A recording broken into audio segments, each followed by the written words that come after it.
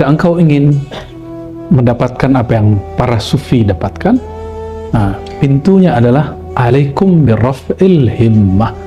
Hendakkan tinggikan semangatmu. Jangan ngomong gini, udahlah ngaji fikih aja, itu namanya ghummah. Himmah ini semangat ya. Semangat harus tinggi. Ya kalau nggak kita mulai, kapan kita paham tasawuf? Ya.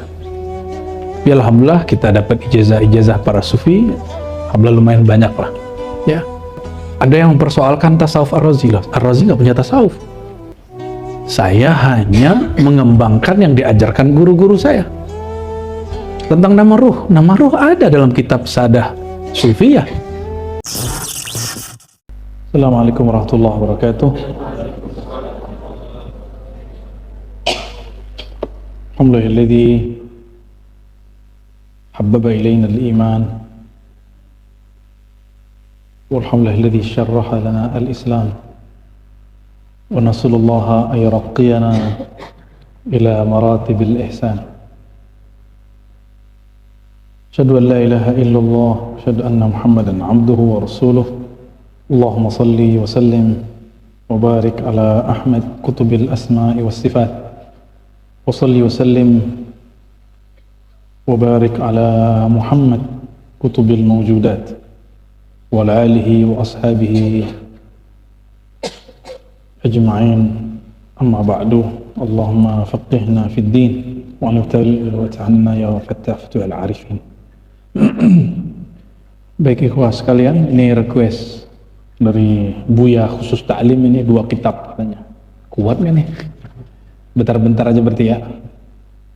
Kita masuk ke kitab yang pertama, kitab Al-Inbah ala Tariqillah, peringatan, warning tentang jalan menuju Allah Subhanahu wa taala, yang ditulis oleh Imam Sunnah tapi dituduh bid'ah, Al-Imam Al-Syekh Al-Akbar Ibn Arabi. Saya belum lama ini meneliti sanad hadisnya beliau. Ternyata beliau ini hafiz Sahih Bukhari. Dan beliau punya ikhtisar Sahih Bukhari, punya ikhtisar Sahih Muslim, ada ikhtisar Tirmizi. Dan kita memuridkan Sunan Tirmizi, salah satunya dari jalur murid-murid Syekh Yasin Al-Fadani dan Abu Yasin Muhammad Alawi Maliki, jalur beliau. Ya. Dan kana minal mazlumin, beliau ini salah satu ulama yang terzalimi dengan tuduhan takfir, bid'ah dan lain sebagainya. Semoga yang menuduhnya Allah ampuni, dan kita yang ada ini diberi pengertian Allah SWT. Amin rabbal alamin. Terakhir kita tentang apa? Qalbul ayan. Sekarang itu. Oke.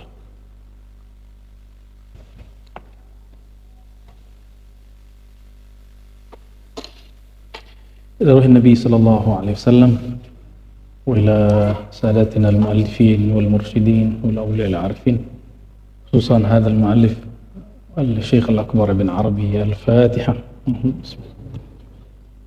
يا غنم يا نسين صراط المستقيم صراط الذين أنعمت عليهم.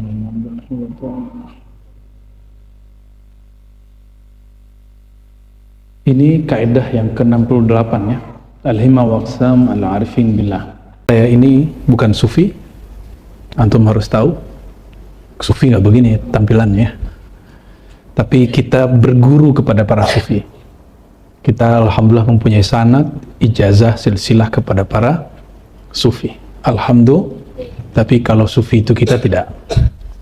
Karena kita dapat ijazah dari guru-guru, ijazah kitabnya, zikirnya, bukan serta-merta kita menyebut diri kita sufi. Oke? Sufi itu laqab ali ya, gelar yang sangat tinggi, yang sangat mulia. Man safa qalbuhu, orang yang kalbunya bersih ya. Dan karena kita nggak pantas disebut sufi, kita sedang belajar memantaskan diri. Maka kalimatnya in aradtum an tu'ayinu ahla ijadil hikmah. Jika engkau ingin mendapatkan apa yang para sufi dapatkan, nah, pintunya adalah alaikum birraf'il himmah. Hendakkan tinggikan semangatmu. Jangan ngomong gini, udahlah ngaji fikih aja, itu namanya ghummah. Apa itu dia itu, ya? Orang nggak ngaji, ngebicara tasawuf, itu namanya ghummah. Orang nggak tinggi himmahnya. Kalau orang tinggi himmahnya nggak begitu. Nah, oleh karenanya himmah ini semangat, ya. Semangat harus tinggi. Ya kalau nggak kita mulai, kapan kita paham tasawufi? Ya. Tapi alhamdulillah kita dapat ijazah para sufi, alhamdulillah lumayan banyak lah. Ya. Tadi beberapa buya mengabarkan saya, ada yang mempersoalkan tasawuf Ar-Razi. Ar-Razi nggak punya tasawuf. Saya hanya mengembangkan yang diajarkan guru-guru saya. Tentang nama ruh. Nama ruh ada dalam kitab Sadah Sufiyah. Kalau torikot yang mu'tabarah, misalnya kalau ente gak sulit nerima Ibn Arabi ini torikot mu'tabarah juga, torikot akbariyah. Kalau agak sulit, Imamus Sunnah, mazhabnya Syafi'i, Najumuddin Kubra. Dia bicara tentang isim ruh, ismul ghaib, nama gaib. Itu bukan perkara baru.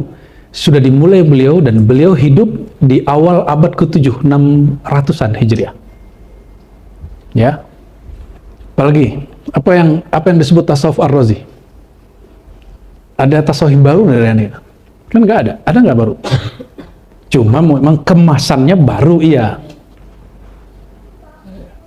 Sama-sama bicara hikam, kita mengemas dengan apa yang Allah berikan dengan kita. Kita nggak akan mengemas dengan kemasan orang.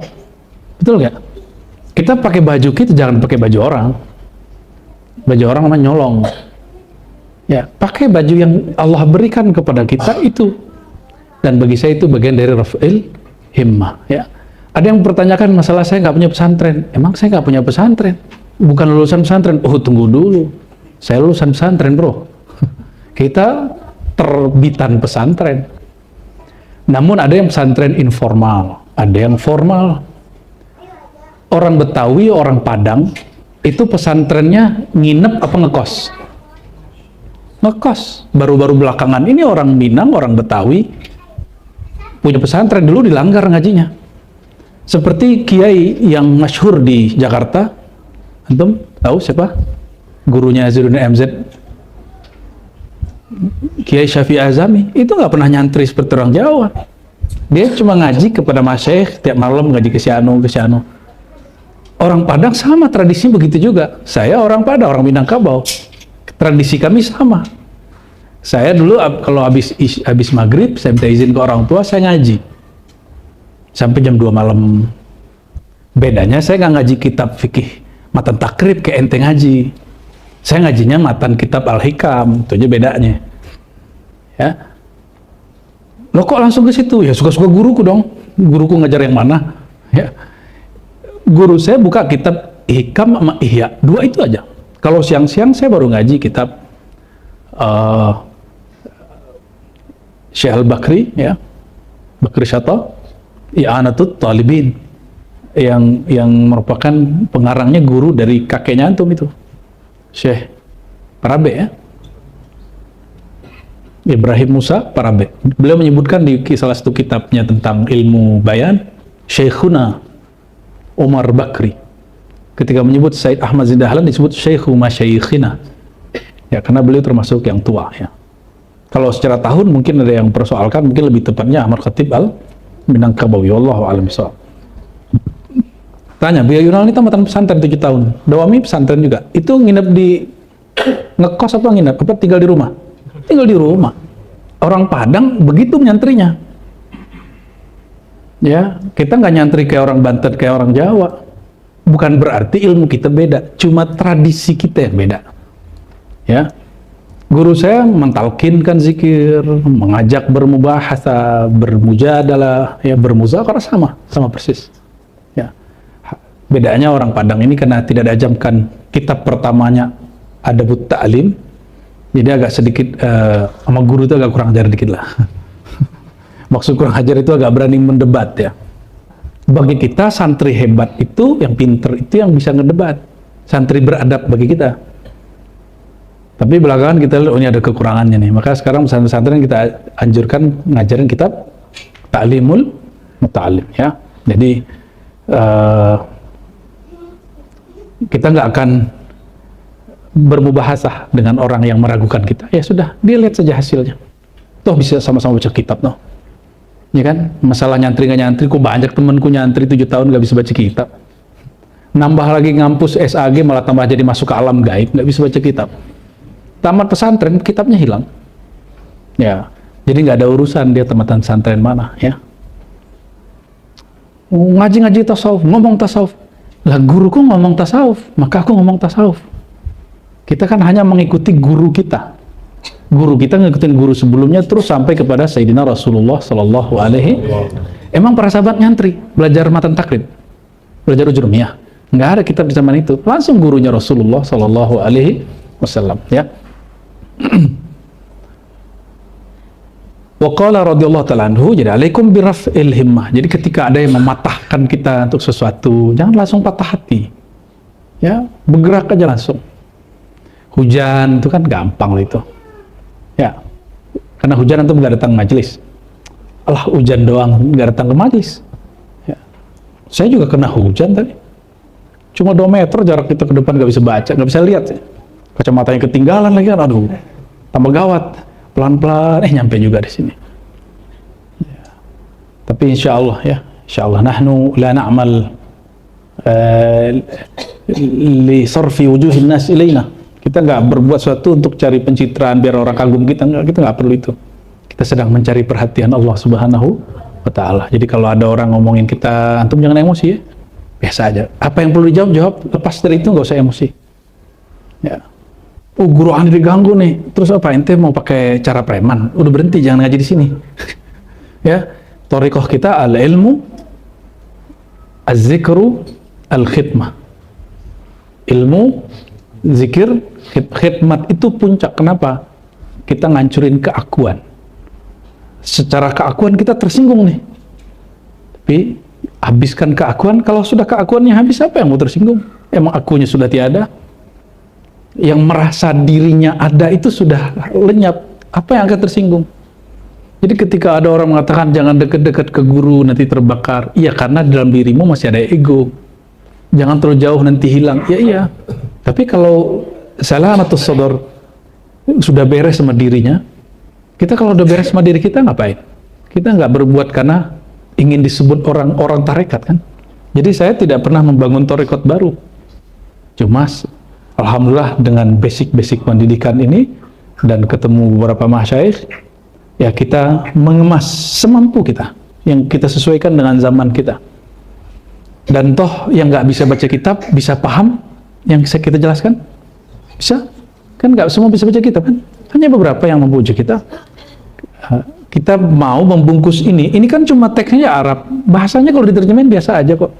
Namun orang itu baru enak sajiannya kalau emang dia sendiri yang meramu. Gitu. Kalau jual barang orang ya gimana cepat habis. Tapi kalau kita jual barang kita bagus-bagusin, walaupun hasilnya sedikit. Tapi insya Allah itu ori, ya, bersanad kepada Rasulullah Sallallahu Alaihi Wasallam, ya. Jadi mesti keluar dari hummah ini. Mesti beranjak dari zulmah ini, kegelapan ini. Kegelapan di situ adalah kejahilan. Makan nggak ada rasanya, asin mulu atau pedas mulu atau nggak ada bumbunya, bertahan tuh. Orang yang tiap hari datang ke rumah makan yang nggak jelas bumbunya, dia bayar mahal, itu orang cerdas apa bodoh? Itu kita manjain lidah ini loh. Kapan antum memanjain lidah rohani, kolbu? Kita kalau sholat, ini kalau kita takbir ini kan kalau kita mau nyembelih, kita takbirnya. Itulah mematikan diri sebelum mati. Orang kalau takbir itu dia sedang menyembelih karakter emosinya, karakter hewan ternaknya, tamak duniawinya, angan-angannya. Jadi dengan takbir itu, angan-angan harusnya diputus. Karena itu sifat bahimiyah, sifat binatang ternak, suka ngayal aja. Beda pemikir dan pengayal beda. Kalau pemikir ini berpikirnya dengan manhaj, dengan epistemologi dan metodologi yang jelas, ada hasilnya. Kalau angan-angan itu nggak nyampur mahalu. Berthariqah itu ada manhajnya, ada tahapannya, ada pratalkin, ada talkin, ada suluk, ada pasca suluk, ada suluk berikut lagi. sedikit ilmiah. Kitab-kitabnya sudah banyak. Dan kita mempertanggungjawabkan pengalaman-pengalaman kita di hadapan Allah Subhanahu wa taala, bukan di hadapan guru. Bukan juga ke ustadz-ustadz yang kemudian anti dengan tasawuf. Kita tidak bertanggung jawab dengan mereka. Kita tanggung jawabnya kepada Allah Subhanahu. Maka belajar di sini bukan untuk menjawab perdebatan ente di rumah, perdebatan ente di sosial media, enggak. Ngaji di sini mempersiapkan ini. Karena kata Allah, ya, inna sam'a wal basara wal fu'ada. Sama, basar, pandangan, penglihatan, fuad, kolbu, semuanya mas'ulah, semua bakal ditanya, diminta pertanggungjawaban. Yang nanya siapa nanti? Allah. Jadi kita bertanggung jawabnya bukan ke MUI, bukan ke influencer, ustadz-ustadz viral, bukan. Kita bertanggung jawabnya ke hadapan Allah. Jadi nggak ada pun mereka, kita bertanggung jawab. Itu sebabnya kita nggak mau zikir kecuali bersanad. Ya, nggak mau ngaji kitab kecuali yang ada ijazah dari masyayikh. Itu sebenarnya, ya. Ini bagian dari mempertahankan himmah, ya. Raf'ul himmah. Jadi kalau dipatahin, oh lo ngaji tasawuf, kalau kayak gitu benerin dulu sholat lo. Nah, itu tasawuf itu cara benerin sholat.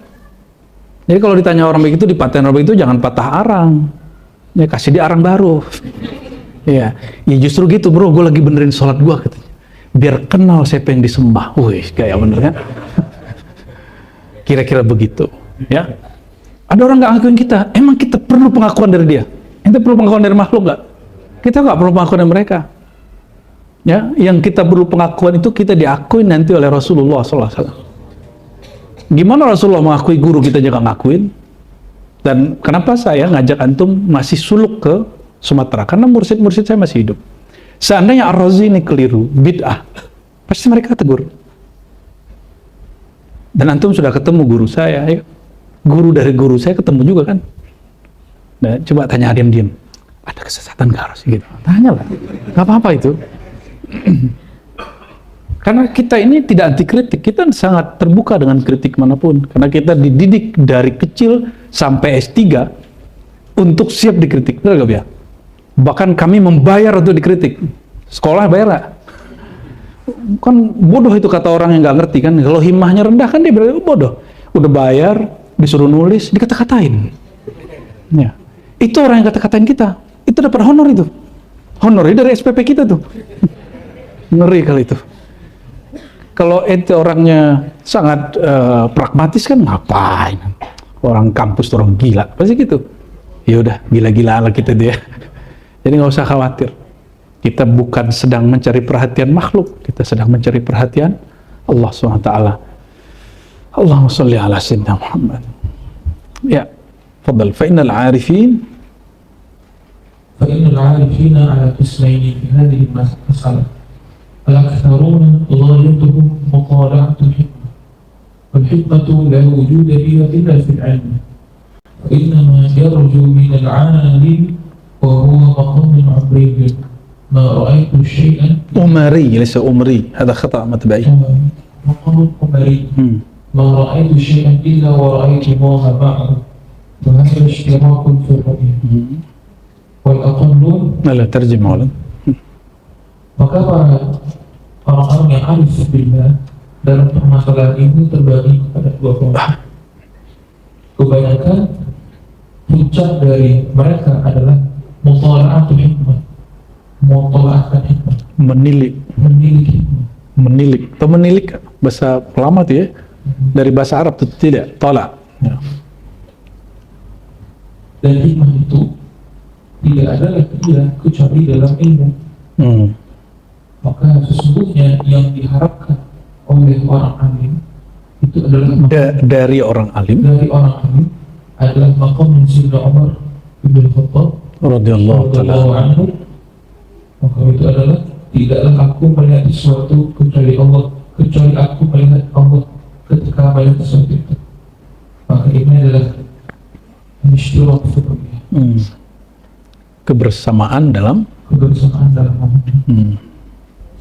Terus al-aqalluna wa humul muhaqqiqun ayanu asla wujudil hikmah ثم انحدروا فعاينوا الحكمة كيف تسري في العالم سريان الروح في الجسد. Ya, terjem. Sementara yang sedikit di antara mereka dan yang sedikit inilah yang benar yang disebut dengan al-muhaqqiqun, mereka mencapai pokok dari keberadaan hikmah tersebut. Kemudian mereka mengaplikasikannya sehingga mereka mendapatkan hikmah secara keseluruhan, bagaimana hikmah itu mengalir dalam di alam sebagaimana mengalirnya ruh dalam jasad. Nah, itulah yang kita sebut kemarin, alam yang terbentang jadi guru. Itu dia. Jadi ada dua jenis arifin. Arifin pertama, mutola'ah, menilik kepada ilmu. Ya. Menilik kepada ilmu itu, menilik hikmah, ya. Hikmah itu hanya pada ilmu, sampai kepada kesadaran memandang Allah di saat memandang pergerakan alam. Peristiwa-peristiwa, kejadian-kejadian. Jangan bayangkan ini terbit matahari itu peristiwa di luar. Peristiwa kita sendiri, itulah peristiwa alam. Bangun tidur, makan apa, minum apa, mikir apa, interaksi dengan pasangan, dengan kawan, dengan saudara, bekerja apa, itu yang harus dilihat. Apakah dalam memandang itu kita menyertakan memandang si penggerak sejatinya, yaitu Allah Subhanahu wa Ta'ala. Di saat orang luput tidak memandang itu, di saat itulah dia gelisah. Ini kenapa antum gelisah? Karena tidak memandang si sang penggerak, mudabbir al-hakiki, pentadbir sejatinya, yaitu Allah Subhanahu wa Ta'ala. Nah, Sayyidina Umar, dia memandang apapun, bersamaan dengan itu dia memandang ada peran mutlak Allah Subhanahu wa Ta'ala padanya. Ini ma'iyah di sini bukan ma'iyah dalam bab ma'iyah i'tiqadiyah, ini ma'iyah zauqiyah. Bukan ma'iyah memandang alam lalu melihat Allah bersama alam, bukan i'tiqadi, bukan akidah. Kalau akidah Allah qadim, alam hadis tercipta baru. Wajarkah memikirkan Allah yang qadim bersama dengan yang baru? Enggak. Masuk? Ya, kita Allah qadim, apa arti qadim? Tidak berawal, tidak berakhir, dia tidak benda, dia tidak berarah, tidak bertempat, tidak beruang. Sedangkan alam hadis. Ini kita ulang-ulang terus nih. Makhluk artinya, tercipta. Ini bab kalimat Sayyidina Umar, tidaklah aku melihat sesuatu, merasakan sesuatu, mengalami sesuatu, illa wa ra'aitullaha ma'ahu, kecuali aku melihat peran Allah bersamanya. Kalau orang memandang Allah, masih kelihatan nggak alam? Kalau orang memandang Allah, masih kelihatan nggak alam? Enggak. Paham? Nyambung? Belum nyambung juga ini.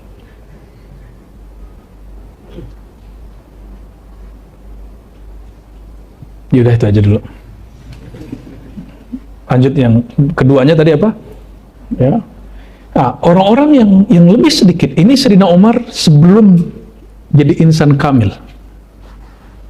Setelah dia belajar kepada Rasulullah dan kepada Sayyidina Abu Bakar lebih lanjut, dia mencapai yang kedua. Wahumul muhaqqiqun, ahli hakikat. Mereka mencapai asla wujudul hikmah. Ini terjemahan Melayu benar tadi ya, pokok gitu ya. Asal kita sebut asal wujud hikmah itu siapa? Ilmu itu sumbernya dari siapa? Allah. Emang ente bisa langsung lihat Allah? Al-hikmah, ini jebakan-jebakan juga nih. Hikmah, ya. Hikmah itu tidak ada kecuali wadahnya adalah wadahnya mesti ilmu. Ini wadah daripada al-hikmah. Turunnya lewat ilmu. Kebijaksanaan itu nggak pakai ilmu, nggak ada. Oleh karenanya berbeda pandangan antara ulama zahir dengan ulama batin. Ulama syariat dan ulama hakikat, sama-sama ulama. Bagi ulama syariat, Adam dulu baru ilmu.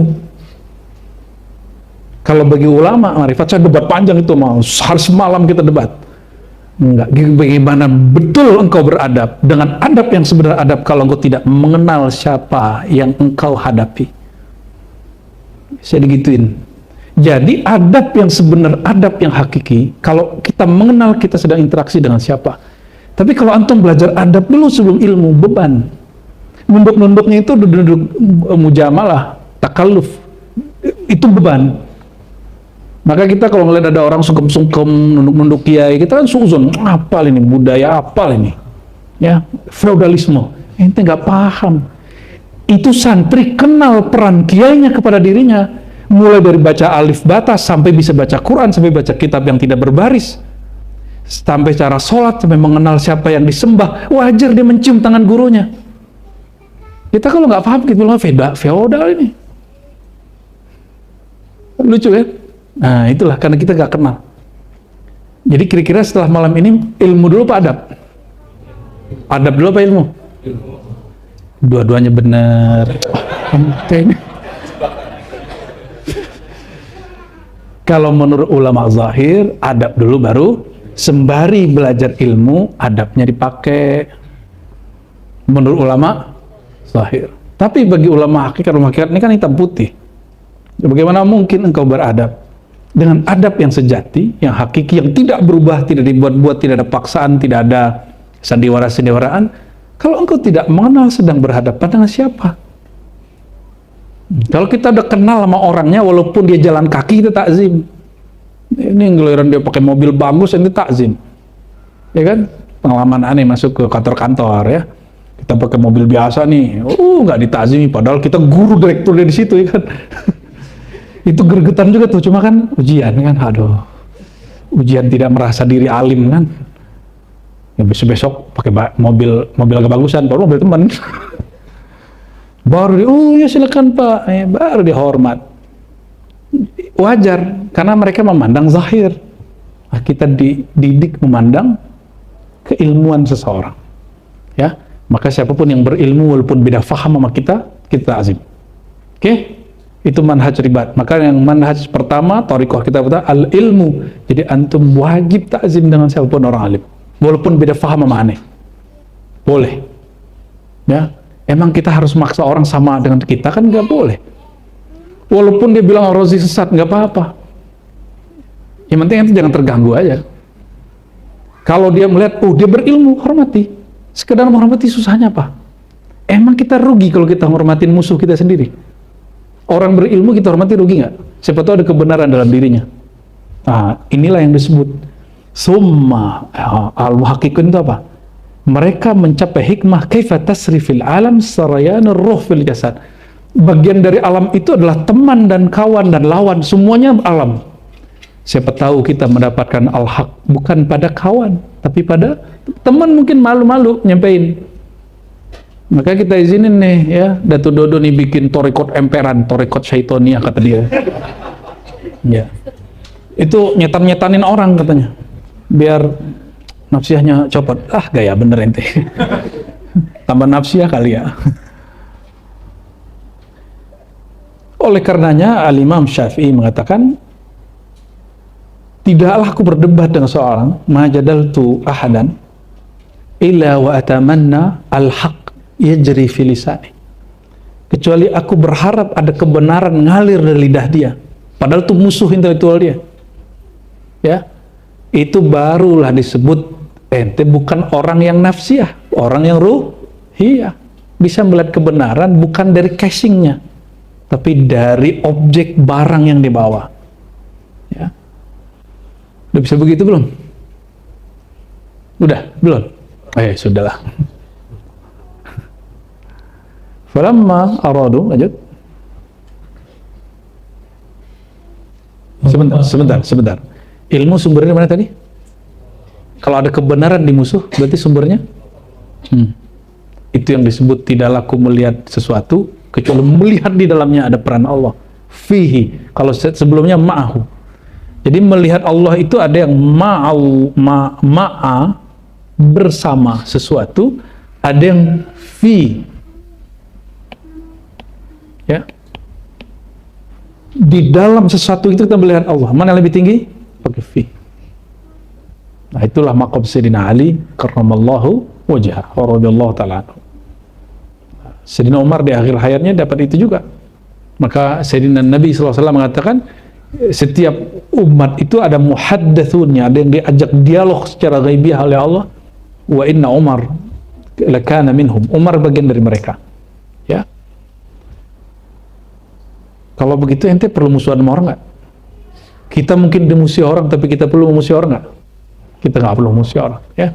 Lanjut. Falamma aradu أن يعبروا عن معرفته قدموا في العبارة رؤية الحكمة على رؤية أصلها بلفظ يدل على أنهم عاينوا أصل الحكمة قبل معاينتهم إياها. Maka tatkala mereka ingin untuk mengungkapkan terhadap kemakrifatan mereka mendahulukan dalam tutur bahasa mereka ibarat hikmah ala ru'yati asliha, memandang hikmah dibanding memandang asal dari hikmah tersebut. Akan tetapi menggunakan lafaz yang menunjukkan bahwa sebenarnya mereka sudah mencapai asal hikmah itu sebelum mereka mencapai hikmah itu.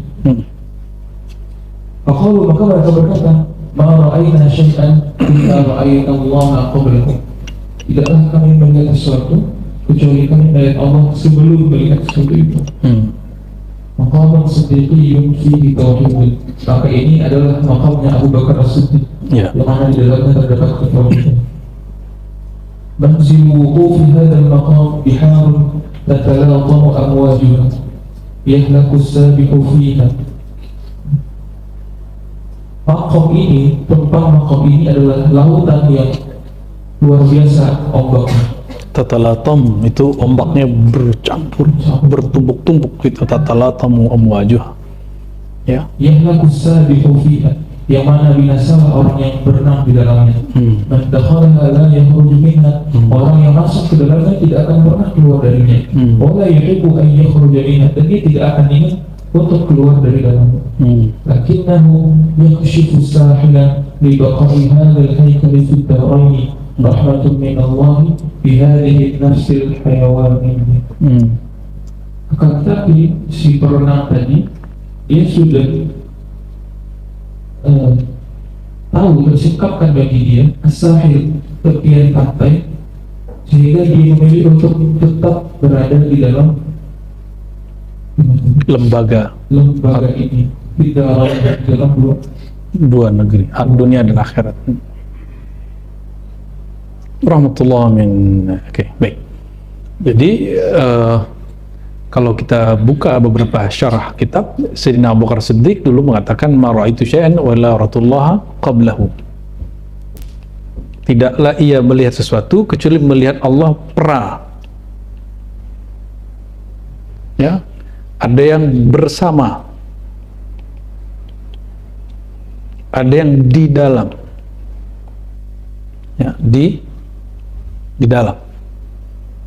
Nah, kalau qabla itu Sayyidina Abu Bakar As-Siddiq.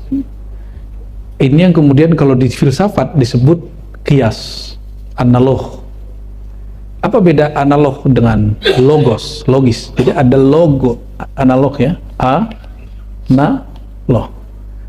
Sebenarnya ini ada ya penjelasannya begitu. Kalau logis dia langsung, tapi kalau analog karena dia tidak bisa dilihat langsung, dia mesti dikiaskan, maka disebut analog. Nah, itu kalau di filsafat. Tapi di dalam tasawuf ada yang lebih keren lagi dari itu. Sebelum melihat kejadiannya, kaedahnya sudah ada di sini. Dia sudah memakrifatinya sebelum terjadi. Maka Sayyidina Abu Bakar Siddiq ketika Nabi Muhammad SAW mengalah dari orang kafir tahun ke-6 Hijriah waktu perjanjian Hudaybiyah, dan Sayyidina Muhammad SAW mengatakan, "Hai Ali, mana tulisan Rasulullah, hapus aja." Sayyidina Ali udah kebetulan gak berani ngapus. Akhirnya Nabi bilang, tunjukin. Nabi sendiri menghapus Rasulullahnya. Nabi ngalah ke orang kafir. Jadi mengalah kepada orang kafir untuk menang, itu ajaran baginda Nabi Muhammad SAW. Kita nggak selalu harus menang, ya. Tapi apa kata Sayyidina Umar? Rasulun anta, hakun dinuna. Emang situ benar Rasul nggak sih? Karena logika dia Rasul terus menang. Apalagi, hakun dinuna, agama kita benar nggak? Nah, itu yang kemudian ditegur Abu Bakar. Abu Bakar sudah paham sebelum terjadi. Ketika terjadi, Abu Bakar biasa aja. Itu Umar, ini maka disebut ma'iyah. Ditegur baru dia paham. Di saat itu ditegur baru dia paham. Tapi setelah itu kan Sayyidina Umar bertransformasi, dia naik terus. Ya. Jadi itu disebut maqam Umari, maqam Siddiqi, maqam Utsmani, al-jami' itu pada Sayyidina Ali karramallahu wajhah. Al-jahlu bil amri wa qala radhiyallahu ta'ala wajibtu liman jahila al-amra alladhi ja'a minhu wa yatlubu ar-ruju'a ilayhi kaifa bil usul. Terjem. وقال رضي الله عنه عجبت لمن جهل الأمر الذي جاء منه ويطلب الرجوع إليه كيف بالوصول. Aku heran. Ya, beliau Ibn Arabi berkata, aku terheran-heran terhadap orang yang tidak tahu suatu hal yang itu bersumber darinya, lalu dia ingin untuk kembali kepada hal tersebut. Bagaimana dia bisa sampai? Ya. Kita ini dari Allah kembali ke, betul, udah kenal Allah belum? Gimana cara baliknya kalau nggak kenal? Ke guru, taklid namanya. Di dalam tasawuf dan dalam akidah, taklid itu makruh. Maka dalam tasawuf, malam yazuk, lam yarif, yang tidak ikut berjalan, yang tidak ikut berjuang, yang tidak ikut bersuluk, yang tidak ikut talqin, cuma mengamati, dia tidak akan merasakan. Maka kawan-kawan saya, peneliti-peneliti kitab-kitab tasawuf, saya katakan, bro, ayo cicipi. Jangan cuma membaca, meneliti, mengamati, jadi jurnal, terus nanti naik pangkat. Ya? Cicipi, gimana caranya? Datangi mereka. Mereka juga punya university sendiri, universitas batin, ruhiyah. Ambil talqin dari mereka, rasakan apa zikir yang mereka rasakan yang disebutin di kitab itu. Sama kayak tadi, kita sudah baca di kitab bahwa kalau orang talqin zikir, dia akan merasakan wajilat qulubuhum, qalbunya bergetar, akan merasakan nur yang berlimpah. Gimana cara jelasinnya? Udah kerjain, ikut ambil talqin zikir kepada ahlinya, nanti rasakan sendiri. Dan teman-teman sudah merasakan ya. Cuma kan antum ingin dapat rasa itu kembali, ya kan nggak bisa begitu. Rasa itu bukan guru yang kasih, yang mengasih Allah. Dan rasa talqin zikir yang pernah dirasakan itu diperoleh, dia hanya sekali datang. Next dia rasa yang baru. Jadi jangan sedih hanya bilang hanya sekali datang. Bener mas, sekali doang. Karena kalau terasa lagi, terasa hambar. Jadi birahinya ruh itu lebih tinggi dari birahinya jasad ini. Kalau birahi jasad kan begitu-gitu aja. Maka syahwatnya ruh itu, sekali dia merasakan nikmat nama Allah, dia pengen nama yang lebih lagi. Dia pengen penyatuan dengan nur nama itu yang lebih dahsyat lagi. Kalau sama dosisnya dia nggak ada rasa. Ini yang disebutkan oleh Maulana Jalaluddin Rumi ketika dia merasakan gimana memabukkan ma'rifatullah itu. Dan kalau dosis sama nggak, dia mesti tambah dosis terus. Itulah birahi ruhiyah, syahwat ruhiyah. Beda dengan birahi ini birahi binatang yang ada di sini, makan, minum, kawin, makan, minum, kawin. Kalau birahi rohani lain, syahwat rohani beda. Dia hanya maunya satu, wajjahtu wajhiya, hanya mau semakin dekat, semakin dekat, semakin dekat, semakin dekat. Tapi yang maha dekat mengatakan, aku lebih dekat daripada urat nadimu. Bingunglah kalian tuh. Ajibtu liman jahil al-amr alladhi ja'a minhu wa yatlubu ar-ruju'a ilaihi kaifa bil wusul. Ya aneh sekali. Ya, orang nggak mengenal sesuatu tapi ingin balik. Ya, inna lillahi wa inna ilaihi raji'un. Ingin pulang tapi nggak tahu jalan pulang. Dan imam pengarang kitab ini heran sama orang-orang begitu. Ya, aneh mau tanya mente. Sholat itu abadi atau tidak? Sholat yang ruku sujud itu abadi enggak? Yang abadi apa? Yang disembah. Maka jangan bergantung dengan sholat, bergantunglah dengan yang disembah dalam sholat. Kalau lagi sakit kita sholatnya gimana? Nggak sempurna. Maka jangan berpegang dengan rukuk sujud itu, karena min alamatil i'timad alal amal nuqsanur raja inda wujudi zalal. Goyang dikit nggak bisa tahajud, aduh lemas nih, nggak tahajud udah lemas, gimana nanti nggak bertuhan nanti. Ya, orang meninggal masih sholat nggak? Kalaupun dia sholat, dia bukan sholat seperti kita sholat di sini. Maksudnya apa? Jangan mengandalkan amal-amal kita yang terbatas ini.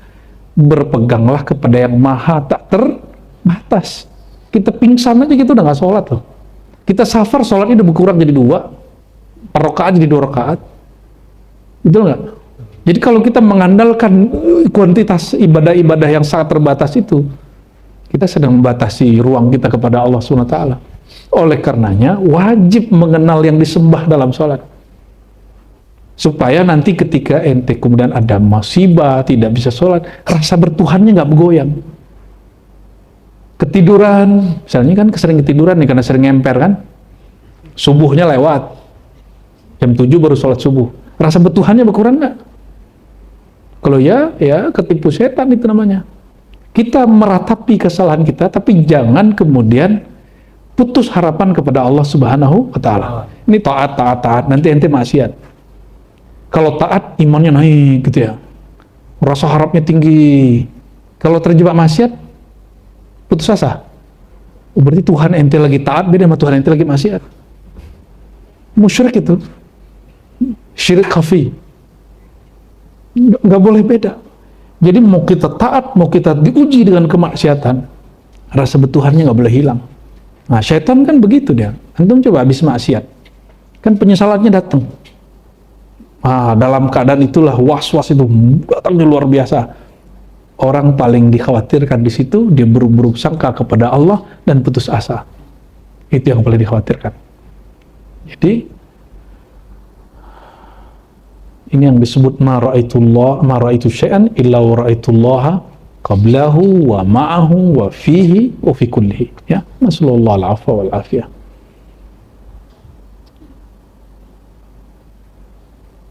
Nanti kitab. Baca cukup. Lanjut lagi. Arkan Baitul Hikmah. Waduh, Baitul Ma'rifah. Ini sudah mulai mengerikan ini. Ini sudah masuk ke ilmunya Imam Abu Yazid Bustami ini. Nah, bolehlah dibuka dikit ya.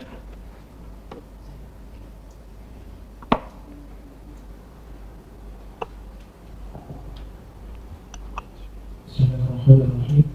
Arkanu Baitul Ma'rifah. Wa qala al-ma'rifatu baitun lahu arba'atu arkan. Imam Ibn Arabi berkata bahwa ma'rifat itu adalah sebuah rumah yang mana memiliki 4 pondasi. Dan 4 pondasi tersebut adalah yang pertama ismul awal, al-thani al-akhir, al-thalith al-zahir, al-rabi' al-batin. Keempat pondasi itu adalah yang pertama nama Allah al-awwal, yang maha awal. Yang kedua al-akhir, yang maha akhir. Yang ketiga al-zahir, yang maha zahir. Yang keempat al-batin, yang maha batin. Fal-awwalu yatadammanu ma'rifatuhu ma'rifatul azal. Maka nama Allah al-awwal di dalam memakrifatinya mengandung ma'rifat terhadap keazalian. Dan nama Allah al-akhir yatadammanu ma'rifatul abad. Di dalam memakrifatinya terkandung memakrifati keabadian. Wal-zahir yatadammanu ma'rifatuhu min tariqil mu'ayanati wal kashf.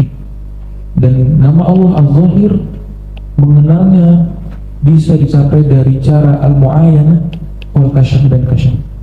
Wal batin yatadammanu ma'rifatuhu min tariqil burhan. Dan nama Allah al-batin bisa dicapai ma'rifatnya dari cara al-burhan, bukti. Faman 'arafa Allah subhanahu bihadhihi al-arkani kulliha wa aqama baita ma'rifatihi 'alayha فليس وراءه معرفة تطلب إلا من الركن الواحد وهو ركن المعاينة باستمرار التجليات ولا يكون ذلك إلا في الدار الآخرة فإن هذا الركن لا يقوم إلا بها ولهذا قامت الكعبة على 3 أركان وإن كانت اليوم على 4 فإن الركن الثالث في الحجر وهو الذي أسسه إبراهيم عليه السلام حين رفع القواعد من البيت. Ya, nggak usah diterjemah. Ya. Ini ajaran Abu Yazid Al-Bustami yang kemudian diringkas oleh pengarang kitab ini. Al-ma'rifatu, ma'rifat itu diibaratkan seperti rumah, dia punya 4 pondasi, rukun ya. Jadi rukun itu artinya pilar, 4 pilar lah ya. Disebut 4 pilar. Pilar ma'rifat itu, ini sudah ringkasan Imam abad ketiga Hijriah yang wafat tahun 261. Diulang lagi oleh beliau di kitab ini. Beliau wafatnya 639 ya. Al-awwal, jadi pertama itu kalau mengenal Allah, pasti ma'rifatul azaliyah. Al-awwal itu ma'rifatul bahkan kidamiyah wal azaliyah.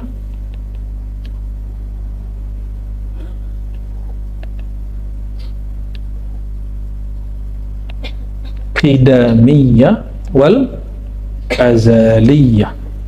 Apa perbedaan qidam dan azal? Apa bedanya? Qadim, azali, bedanya apa? Qadim zat, azali sifat. Qadim itu zat.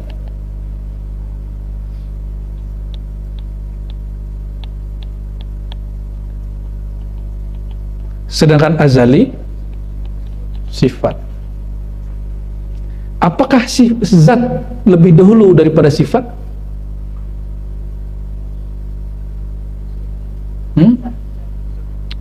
Berarti sifat baru dong, dicipta dong. Gimana? Tiadalah sifat kecuali ada zat.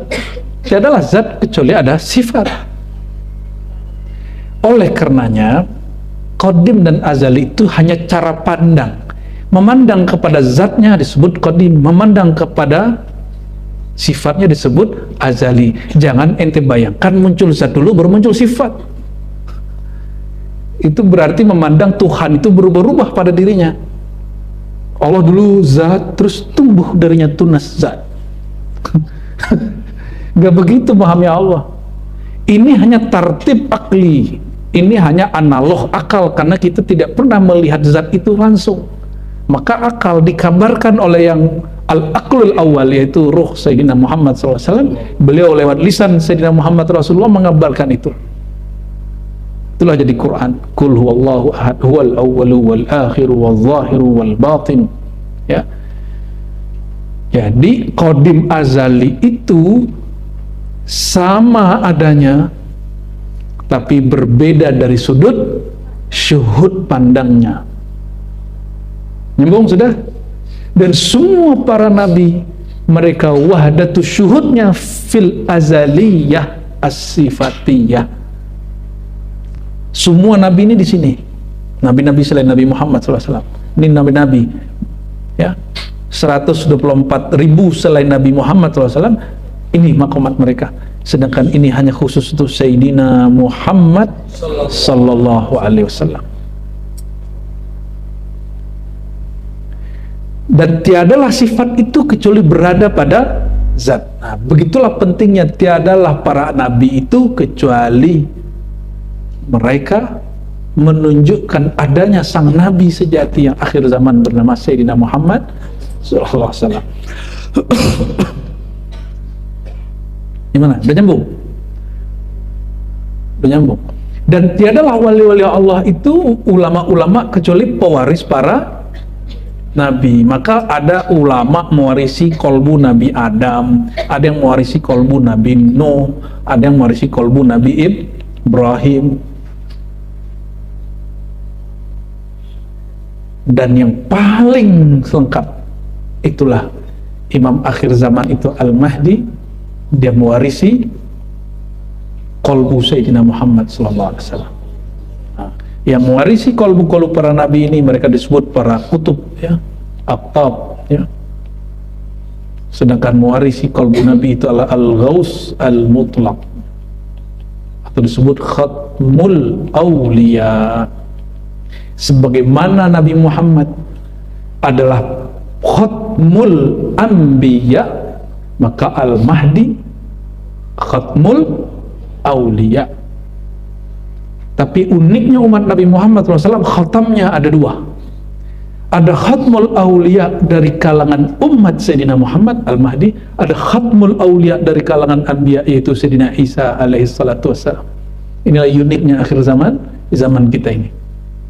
Jadi penutup para wali di kita ini dua.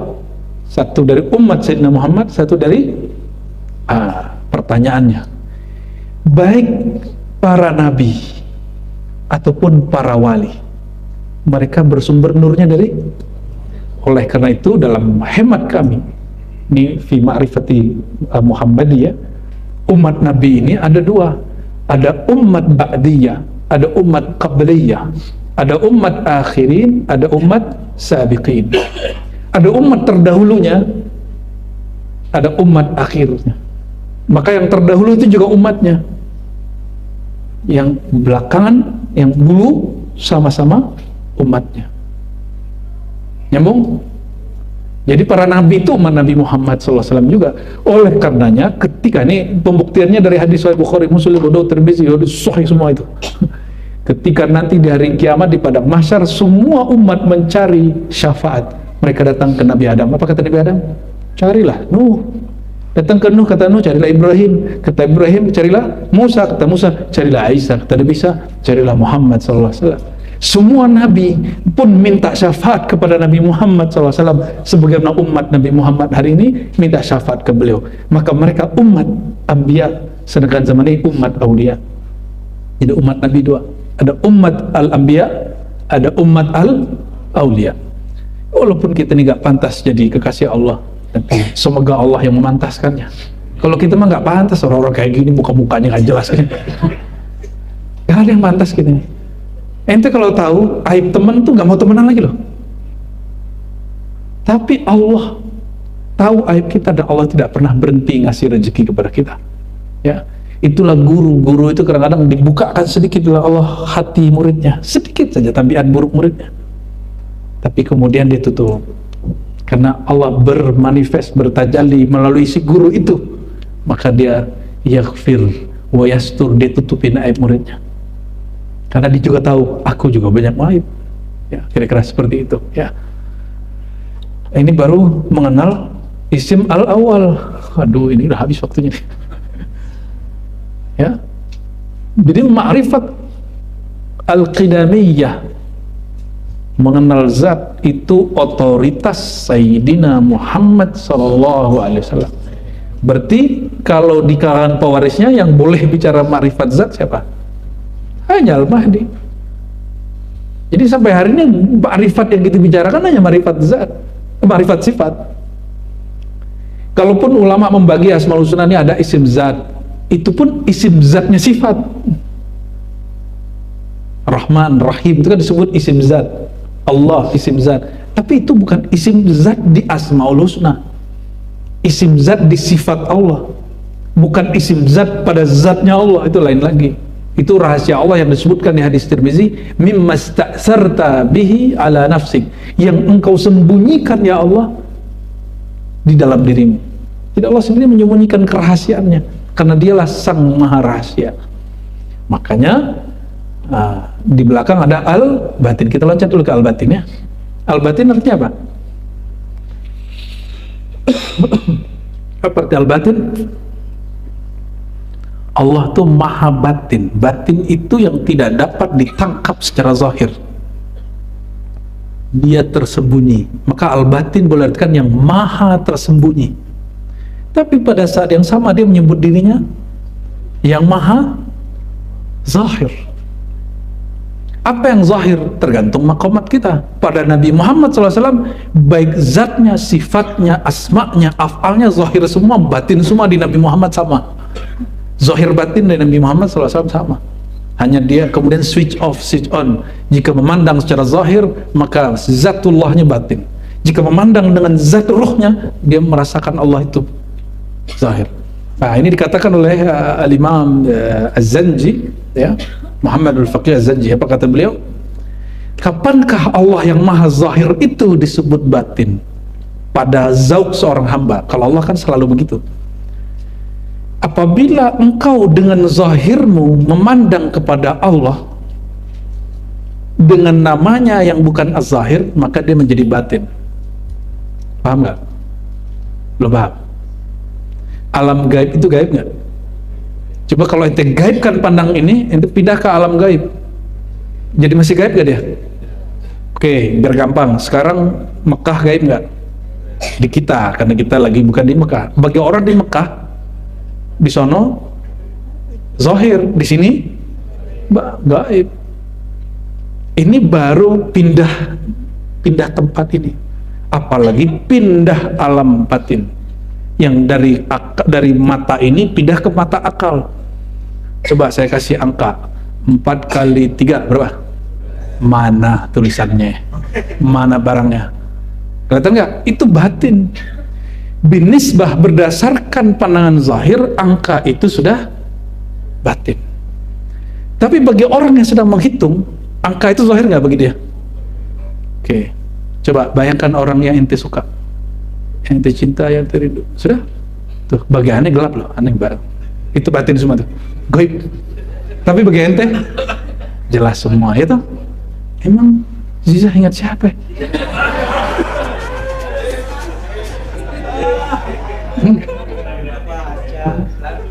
Nael ingat apa Nael? Allahumma sholli ala Muhammad. Dawami nggak dapat Dawami? Bohong itu. Dia berbohong sama dirinya sendiri, ya kan? Coba bayangkan orang yang cantik. Nah, terbayang. Aneh lihat soalnya. Ente nggak lihat kan siapa yang cantik menurut dia? Aneh tahu. Kenapa tahu? Aneh pernah sama dia. Allahumma sholli ala Muhammad. Bukan kasaf itu, bukan kasaf.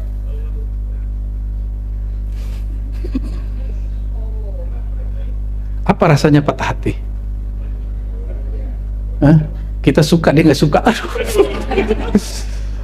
Apa rasanya? Kecewa, sakit, waduh, putus asa gitu ya. Itu kan cuma kata-kata. Hanya ente yang merasakan, yang paham. Kalau nggak, itu gaib, itu sudah. Ya, kalau Aldomi kan nggak pernah patah hati. Dia hanya baca lasir. Allahumma sholli ala Muhammad. Oke. Jadi al-batin itu sesuatu yang Allah sembunyikan pada dirinya. Kapan seseorang diizinkan mengaksesnya? Jika mereka meninggalkan zahirnya, maka mereka akan menyaksikan yang batin itu jadi zahir, yang zahir itu jadi batin. Kapan satu dari Allah itu zahir? Ketika mereka memandang nama-nama, fiil-fiil perbuatan Allah yang zahir itu. Allah lagi ngapain sekarang? Lagi ngapain Allah hari ini? Siang ini? Malam ini? Ya, mendudukkan kita di suatu majelis, dan ente dengar aneh lagi ngoceh sendiri ya. Itu fiil Allah hari ini tuh? Zahir nggak? Zahir. Tapi lihat nggak? Yang berzat bersifat itu kan nggak.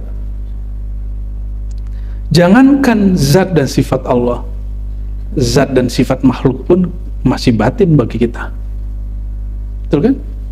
Apalagi Allah Subhanahu wa ta'ala. Ya. Ini baru penjelasan umumnya ya. Baru segitu yang boleh dibuka ya. Maka yang maha zahir dengan zuhur tajalli, zuhurnya Allah berzuhur.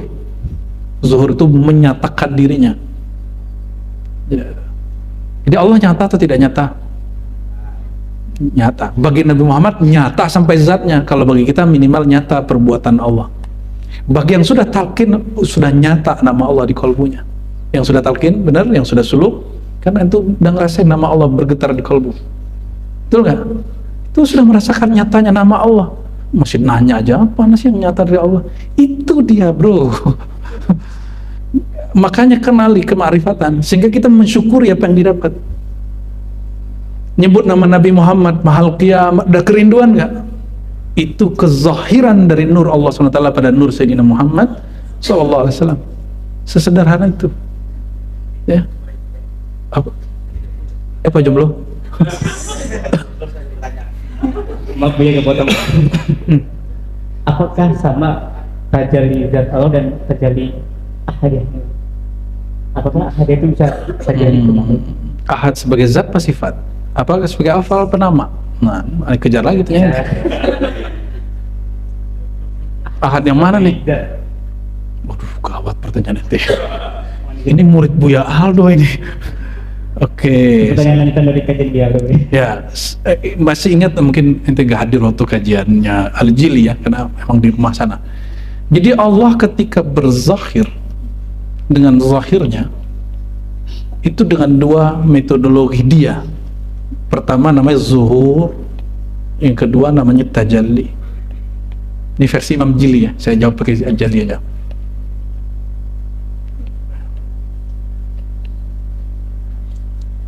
Tajalli ini wilayahnya zat kalau versi Imam Al-Jili ya, maka sifatnya adalah transenden, tanzih. Apa arti tanzih?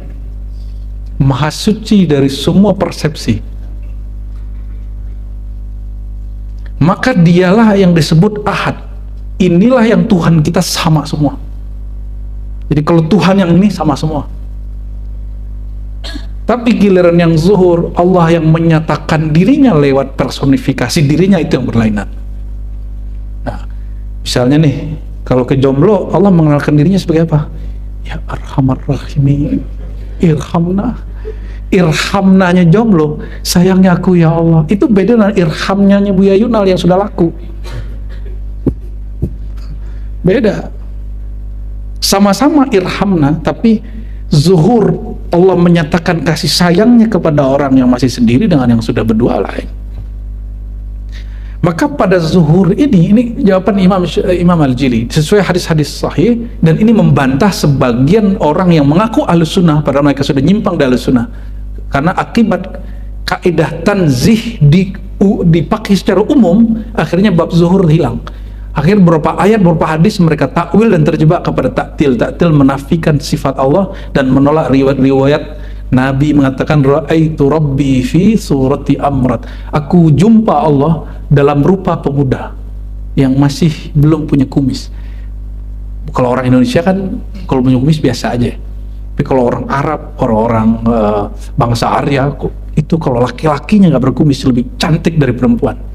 Maka dalam fikih ada ittifaq, tidak boleh berduaan dengan lawan jenis dan tidak boleh berduaan dengan syab amrat, bagi laki-laki nggak boleh.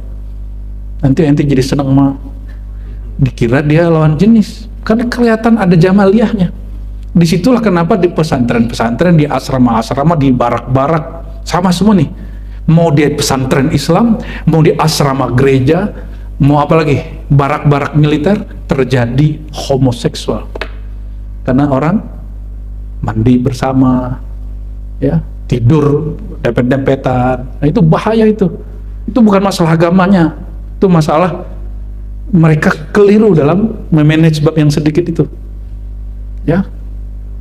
Jadi ketika ada dulu orang menerjemahkan buku kasus-kasus di gereja, saya bilang di pesantren juga ada kok, ngapain kamu sebar-sebarin itu? Ya, pendeta-pendeta suka homoseksual. Lagi ya juga ada yang begitu kok Gus-Gus. Karena kejadian seperti ini dalam kitab fikih itu dilarang, ya. Jadi kalau mau nyanterin anak, perhatiin ininya, asramanya. Jangan cari asrama bersih, jangan cari asrama mewah, cari asrama yang kira-kira aktivitas mereka berdua-duaan sesama jenis itu gak ada. WC-nya jangan yang luas, agak sempit dikit boleh. Bahaya itu kalau sudah begitu, ya. Jangan cari pesantren yang mewah kalau mau sayang anak. Apa itu zuhur? Maka di bab zuhur itu lawan tanzih apa? Ini pada sifat dan asma ya, afal. Lawan tanzih apa? Di situ ada nanti. Nah, tapi ini pun nggak masuk lah. Dia sudah masuk ke bab yang lain, namanya tamsil.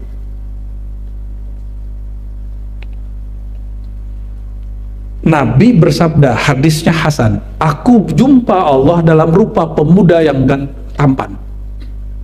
Gimana? Itu tajalli atau zuhur? Zuhur, bukan sholat zuhur ya.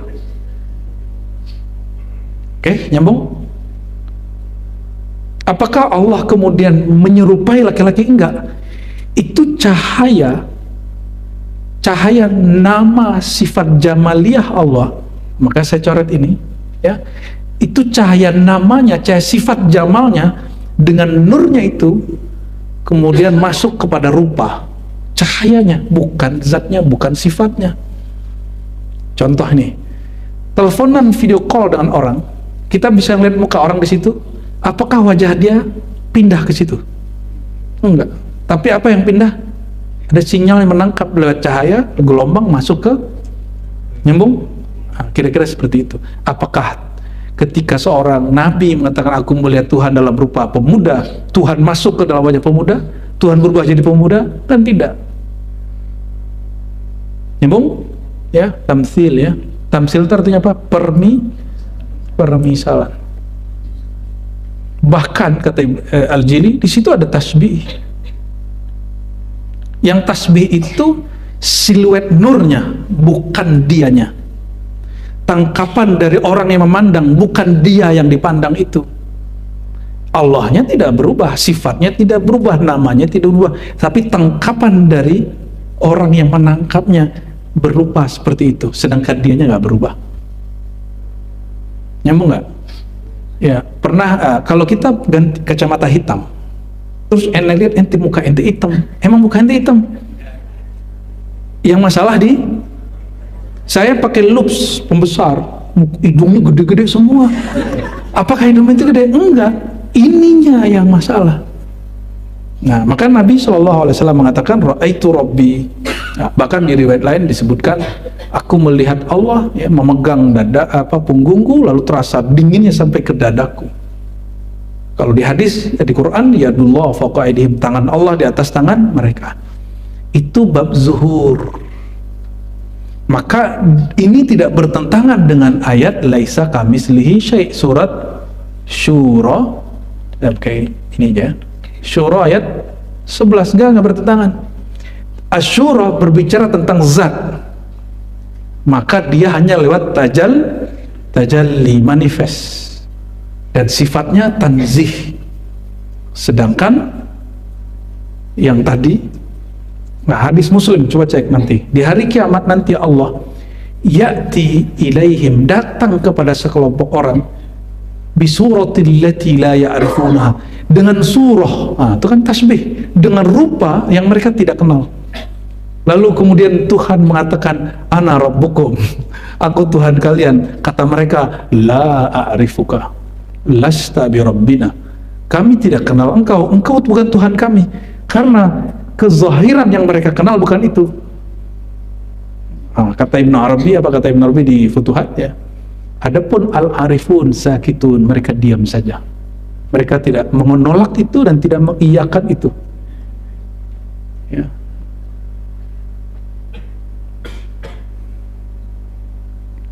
Jadi kalau di bab zuhur ada tasbih, ada tamsil, bahkan ya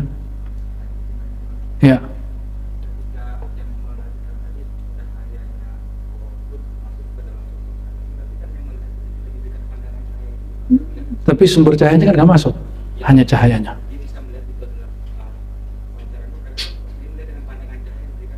Iya, karena asbab cahaya itu juga. Matahari cahayanya, sinarnya masuk ke rumah kita. Apakah mataharinya masuk? Paham? Tapi dia bisa melihat karena cahaya, tapi mata ini juga ada cahaya loh. Kelelawar, burung hantu, malam hari dia bisa menangkap gelombang. Karena di mata ini juga ada cahaya yang diserap. Ya, cahaya energi dia sendiri yang bisa menangkap. Mungkin ini akan berbeda dengan orang-orang biologi ya. Ya, kalau versi Ibnu Sina nih, ya. Versi Ibnu Sina, Ghazali, itu alirannya sama tuh bab ini.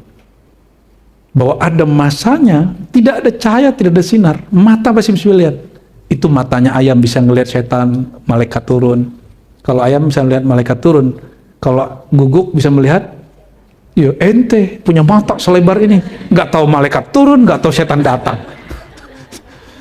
Allahumma sholli ala Muhammad. Jawab dong. Tapi kolbu kita tahu ya. Saat Allah menatap dan tidak menatap, gaya bener. Nah, ini perhatiin lagi, lanjutan. Inilah kegagalan sebagian ulama membaca Al-Hallaj dan Syekh Siti Jenar. Ini bab zuhur. Berikutnya hulul, ittihad. Di sini diperkenankan bicara itu. Karena di bab zuhur. Allah menyatakan dirinya lewat personifikasi makhluk. Hulul berarti hulul. Terimajinasikan dalam pandangan orang yang menatapnya ada kesatuan dua zat, zat hamba dan zat Tuhan. Ini secara bab akidah kan nggak boleh. Maka bab zuhur ini bukan masuk wilayah akidah. Ini babnya bab zauq. Sedangkan tajalli di bab akidah. Paham? Jangan disamaratakan bab zauq ente baca dengan bab zauq akidah. Ini bukan nama travel kit. Maka yang terjadi pada Sayyidina Abu Yazid Al-Bustami ketika dia berzikir, dia nggak melihat dirinya lagi. Yang dia lihat Allah berzahir lewat dirinya dan memakai lisannya. Subhani, subhani. Walaupun Al-Ghazali mencoba mentakwil bahwa itu kekeliruan riwayat. Enggak, asli itu. Maha suci aku. Allah berzahir. Tapi ini babnya bab zuhur, bab zauqiyah. Tidak layak dihukumi dengan hukum akidah. Harus dibawa ke ahli zauq, nanti ditanya sama dia, apa yang kamu rasakan? Apa dasar kamu mengatakan ini? Itu yang terjadi pada Syekh Abdul Qadir Jilani. Syekh Abdul Qadir Jilani didatangkan kepada dia orang yang dilaporkan buka ajaran baru, ngaku ketemu Tuhan. Dibawa ke Syekh Abdul Qadir Jilani. Apa kata beliau? Ntar biar aku tanya-tanya dulu. Habis tanya-tanya, lepas. Kata Syekh Abdul Qadir, lepasin aja. Kata orang, oh dia nyembah ajaran sesat. Enggak. Disebutkanlah oleh beliau metodologi cara orang itu lihat. Sebenarnya dia tidak melihat Tuhan, dia hanya melihat zuhurnya Tuhan. Paham? Karena kurang memadainya kacamata rohani dia, dikira dia melihat Tuhan padahal belum. Udah biarin aja tuh orang kurang gitu, kira-kira gitu. Kecuali dia berbicara bab akidah, Syekh Abdul Qadir bilang, beresin. Itulah yang terjadi perdebatan-perdebatan itu ya. Nah, saya nggak pro hulul ittihad lah ya. Saya cuma ingin menjelaskan keilmuannya. Ya, hulul ittihad ini lebih kepada zauqiyah. Kalau ittihad apa? Kesatuan. Kesatuan, ya. Hamba bersatu dengan Tuhan. Kalau hulul Tuhan bersatu dengan hamba, kan begitu teorinya. Nggak begitu. Itu hanya pada pandangannya, bukan pada zatnya. Hanya pandangannya yang bersatu. Tuhannya mah mana mungkin zat yang qadim bersatu dengan yang hadis. Itu nggak berakal orang ngomong begitu. Mungkin nggak zat yang qadim yang maha ada nyatu dengan yang tiada? Orang yang bilang maha ada nyatu dengan tiada, akalnya ada nggak? Paham? Kita ini tiada di sisi Allah, terus ente bilang ente nyatu sama Tuhan. Itu kalau bab akidah. Nyambung? Connect? Ya. Nggak berat kan? Pecah juga sih kepala. Jadi yang bersatu, yang menyerupai, yang bermisal itu hanya syuhud, pandangan. Bukan zatnya, bukan sifatnya, bukan namanya, bukan perbuatannya. Laisa kamitslihi syai'. Maha suci Allah. Dari semua gambaran-gambaran, permisalan, penyatuan-penyatuan hamba. Bahkan mohon maaf, termasuk usul ya. Usul itu bukan istilah akidah. Usul itu istilah zauqiyah. Mana mungkin hamba yang hadis, yang dicipta yang baru, sampai kepada zat yang qadim? Tidak mungkin. Maka al-wasilin, al-arifin, babnya bab zuhur, bukan tajalli. Sudah, nyambung. Ente kalau bisa paham ini sudah luar biasa. Udah gak perlu ngaji, udah jadi wali setan. Mana ada orang gak perlu ngaji lagi ya. Semua orang yang harus tetap ngaji. Kita ini sampai mati juga harus ngaji, karena pertanyaan malaikat, pertanyaan kajian. Man rabbuka, ngaji gak tuh? Siapa Tuhanmu? Itu pertanyaan ilmu. Bukan udah berapa sholat kamu. Nggak ada pertanyaan begitu. Itu udah ada yang hisab sendiri. Itu sudah ada yang menghisab, malaikat yang menghisab sebelum Munkar dan Nakir. Ada yang nanya sebelum itu. Namanya nggak disebutkan di beberapa riwayat ya. Jadi ada yang usul? Ada yang usul nggak sini? Ada yang usul nggak? Dia tidak ada yang menyerupainya. Terus ente usul kemana? Dia maha transenden, maha suci, tidak dapat dicapai. La tudrikuhul absar wa yudrikul absar. Tiada pandangan yang dapat mencapainya. Pandangannya gak bisa, gimana kita mau nyampe? Ya. Nah, begitu ulama kita meletakkan ilmu itu fi maudhihi, pada tempatnya, pakem-pakemnya jelas. Maka mulai sejak hari ini ente bakalnya masih nyebut orang sufi itu takhayul, nah, khurafat, halu. Kan enggak, ini bukan bab halu. Syekh Abdul Qadir Jilani juga ngaku dia jumpa Tuhan. Ada orang ngaku jumpa Tuhan, dan Syekh Abdul Qadir Jilani tahu mana yang jumpa yang benar, mana jumpa yang tidak benar. Kalau melihat Allah mungkin nggak? Mungkin. Ini pakai bab ini loh ya. Mu'tazilah itu kenapa menolak jumpa dengan Allah? Karena terlalu berlebihan dalam bab tanzih. Tidak menerima konsep zuhur. Kok Ahlus Sunnah ada yang sekarang Buya mendoifkan hadis-hadis tadi? Ya, kawan-kawan kita aswaja itu. Auzubillah. Ya. Kalau di di Yordan itu ada Syekh ahli hadis, cuma akidahnya bukan akidah ahli hadis. Syekh Hasan bin Ali Segaf yang bagus sekali nulis tentang kritik dari Albani, tapi dalam bab ini dia nolak.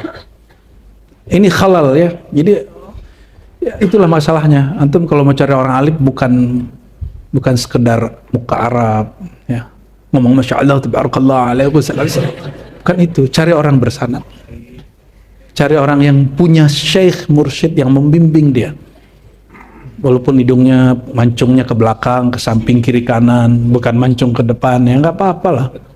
Ya, yang penting bersanad. Bukan orang tua atau muda atau syekh mursyid. Orang bersanad, udah selesai. Al-isnad minad-din, bersanad bagian dari agama. Maka paham kita pun bersanad. Bukan hanya talqin zikirnya, bukan hanya baca Qur'annya, bukan hanya mazhabnya. Rasa ini pun ada sanadnya. Zauk ini pun bersanad. Ya, ini zaukku, mana zaukmu? Allahumma sholli ala sayyidina Muhammad. Udah setengah 10 ya. Ya. Kitabnya belum ganti nih. Kalau kembali ini belum dapat nama Al-Akhir dan Az-Zahir, ini Al-Akhir ganti nih. Kalau Al-Akhir itu apa? Ma'rifatul Abad. Jomblo sejati mau nanya. Ya.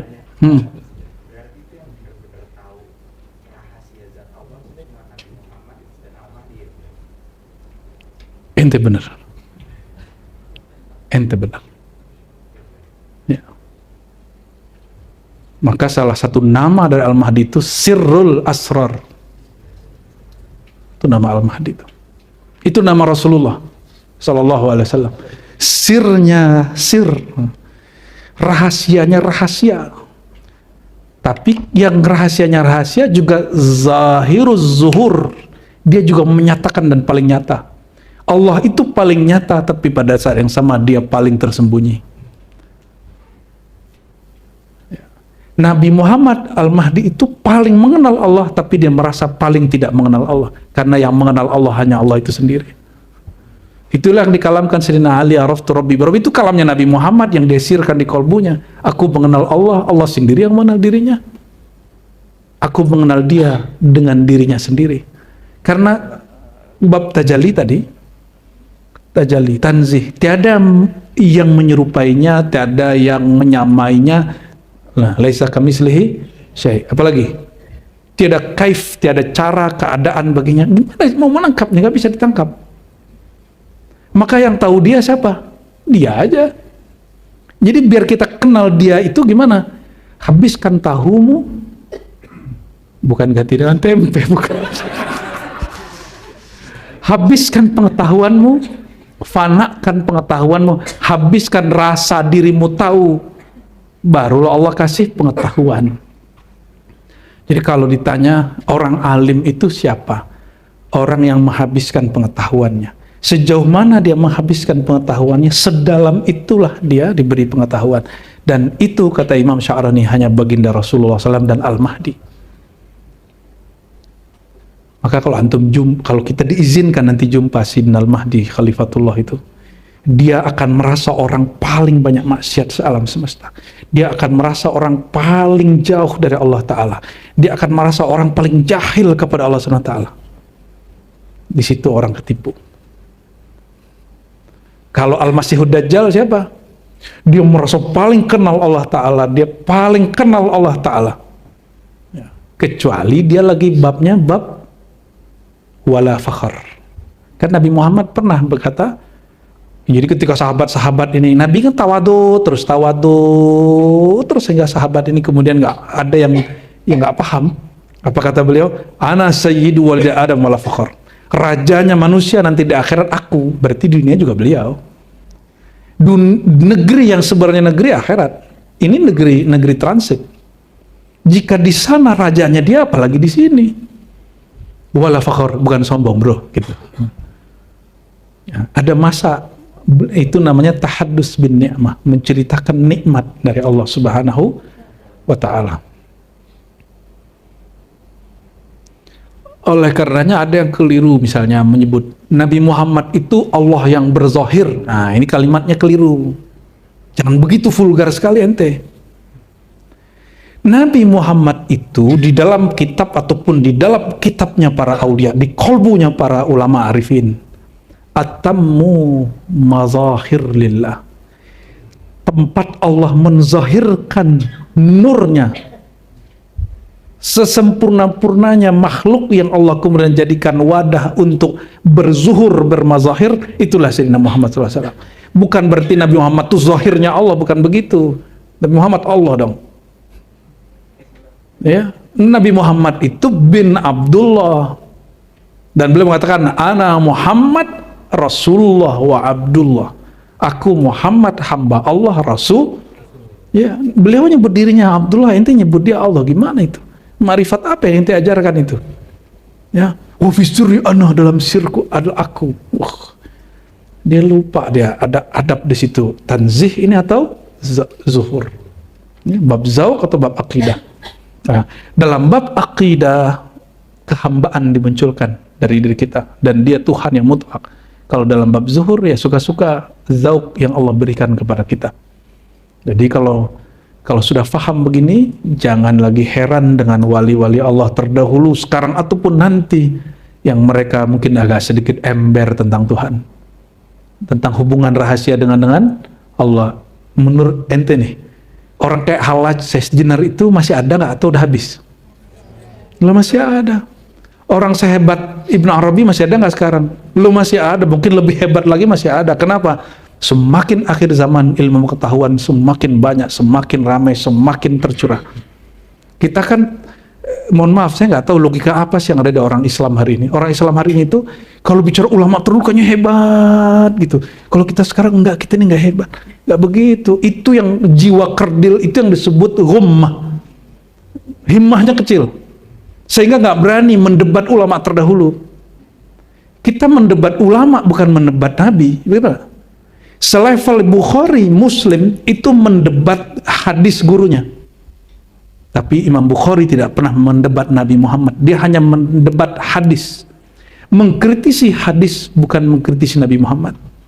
Hadis itu berita, berita boleh dikritisi. Jadilah Sahih itu hasil mengkritisi hadis. Maka dia mencapai kemajuannya. Kenapa fikih kita nggak maju-maju? Bayangkan ini buku ditulis 100 tahun yang lalu, kita pakai di zaman ini, kan nggak relevan. Harus dikembangkan buku fikih yang ada hari ini itu. Ya, semoga nanti ada diribat, ada tim-tim ahli ya, Biayunal Dawami ini nanti jago kan fikih kan ini. Buat fikih kontemporer, fikih keindonesiaan, fikih kenusantaraan. Termasuk tasawuf yang sesuai dengan kenegeri kita. Jangan orang Maroko nulis maqasid syariah, ente bawa ke sini, ya nusantarain dulu dong. Ya, syahadatin dulu gitu maksudnya. Kan beda. Yang mereka omongin di sana sini beda. Ininya Maroko melarang orang kurban, kita enggak kan? Waktu pandemi orang kemana-mana udah pacaklik, kita biasa-biasa aja. Ya, fikih santainya harus ada. Nah, fikih-fikih yang masuk ke kita masih fikih-fikih padang pasir, ya, masih fikih-fikih yang apa? Yang belum progresif lah.